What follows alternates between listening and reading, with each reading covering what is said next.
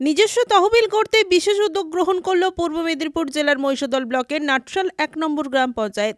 শুক্রবার রাতে গ্রাম পঞ্চায়েতের উদ্যোগে গেওখালী বাজারে গড়ে ওঠা মার্কেট কমপ্লেক্সের শুভ উদ্বোধন ঘটে। উদ্বোধন করলেন মহিষাদলের বিধায়ক তিলক কুমার চক্রবর্তী। এছাড়াও উপস্থিত ছিলেন মহিষাদল পঞ্চায়েত সমিতির সভাপতি শিউলি দাস, নাটশাল ১ নম্বর গ্রাম পঞ্চায়েতের প্রধান শিবপ্রসাদ বেরা সহ অন্যান্যরা।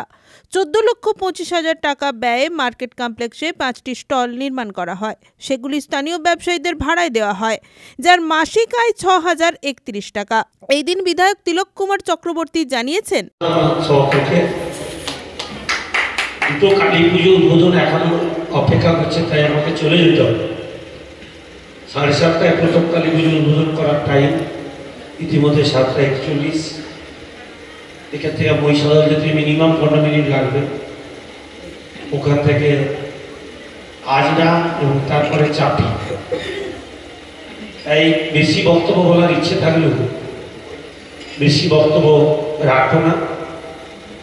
গ্রাম পঞ্চায়েত সশক্তিকরণের ক্ষেত্রে এটা শুভ উদ্যোগ। আমি যখন প্রথম পঞ্চায়েত সমিতির মেম্বার বিধায়ক ট্রেনিং নিতে গেছিলাম রামনগর, সেখান থেকে দেখে এসেছিলাম যে ওন ফান্ড কেমন করে বাড়াতে হয়। তাদের ওন ফান্ড ছিল ৪ কোটি টাকা। আমি তাদের সেই মডেলকে নিয়েছি।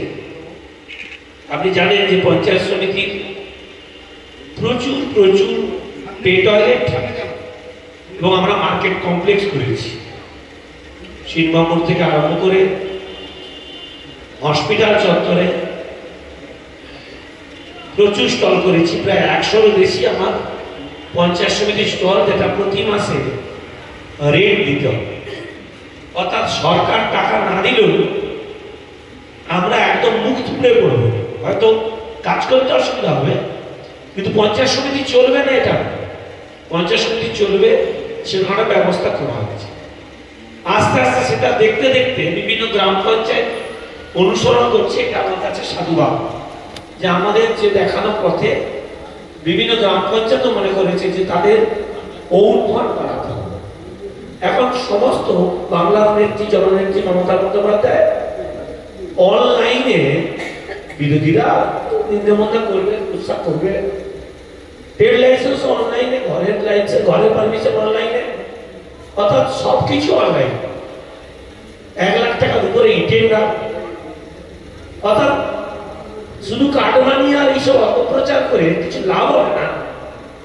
২০১১ সালে যে সরকারে ছিল যারা, তারা অনলাইন সিস্টেমটাই জানতো না, আর ইটেন্ডারের তারা স্বপ্ন দেখত।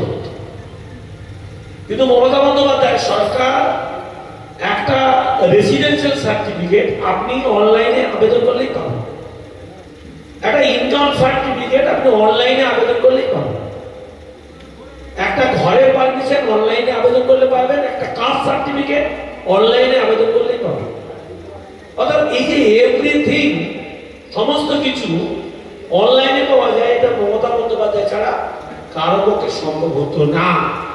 যারা নিন্দুক তারা নিন্দা করবে, অথবা যারা কোনো মানুষের ভালো দেখতে পারে না তারা ঈর্ষাই করবে, জ্বলবে আর লুচির মতন ভুলবে। আমাদের আজকের এই মার্কেট কমপ্লেক্স উদ্বোধনের সভাপতি মহিষাদল পঞ্চায়েত সমিতি, এই গ্রাম পঞ্চায়েতের প্রধান, আমাদের অন্যতম সঞ্চালক পবিত্র শীর্ষেন্দু থেকে আরম্ভ করে রিয়াজুল, আমাদের যারা যারা সুখদেব থেকে আরম্ভ করে, আমাদের রেজাল বাবু থেকে আরম্ভ করে, তপন বাবু থেকে আরম্ভ করে, আমাদের গ্রাম পঞ্চায়েত উপপ্রধান থেকে আরম্ভ করে, রঞ্জিত বাবু বর্ষিয়ার নেতৃত্ব থেকে আরম্ভ করে, আপনারা যারা গ্রাম পঞ্চায়েতের পদাধিকারীরা আছেন, আধিকারিকরা আছেন, প্রত্যেককে, এবং যারা মাইকের শব্দ শুনতে পাচ্ছেন, প্রত্যেককে অনেক অনেক শুভেচ্ছা জানাচ্ছি, অভিনন্দন জানাচ্ছি। ২০১১ আর ২০২৫ আপনাদের জীবনযাত্রা প্রমাণ করে সরকার কাজ করছে কি কাজ করে। আপনি যদি মনে করেন ২০১১ সালে যেমন ছিলেন এখনো তেমনি আছেন, তাহলে আপনারা কিছু কাজ করবেন। আর যদি বলেন না, ২০১১ সালে আমার পোশাক পরিচ্ছদ, আমাদের বাড়ির ছেলে মেয়েদের শিক্ষা দীক্ষা, আমার রুজি রোজগার 11 সাল আর 25 সালের পরিবর্তন ঘটেছে, তাহলে ভাবে সরকার কিছু না কিছু কাজ করছে। সরকার মানবিক 97টা প্রকল্প চালাচ্ছে, 97 যে প্রকল্প দিয়ে বাংলার প্রতিটি মানুষ, প্রতিটি স্তরে, প্রতিটি সম্প্রদায় কথা ওই 97টা প্রকল্পের মধ্য দিয়ে মালার মতন কথা হয়ে আছে। এতদিন পরে বিভিন্ন মহামানবরা, মহাপুরুষরা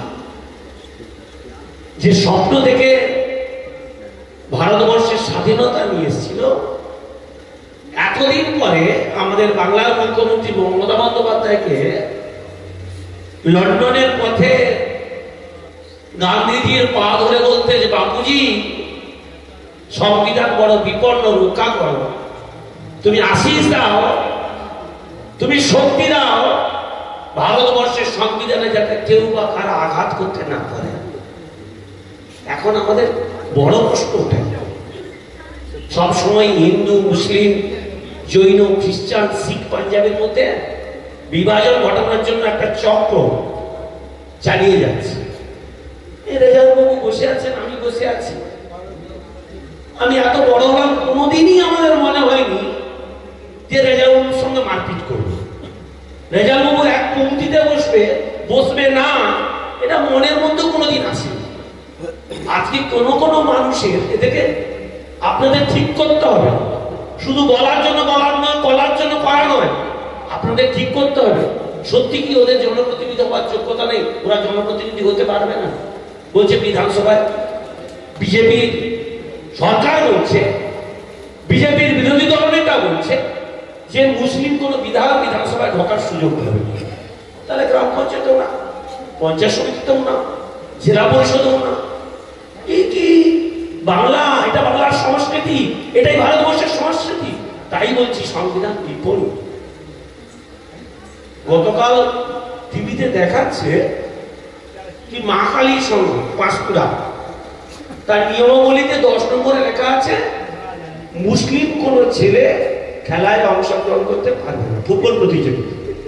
কি সম্ভব? রঞ্জন মাইতের রিপোর্ট, খবর বিসিবিএস।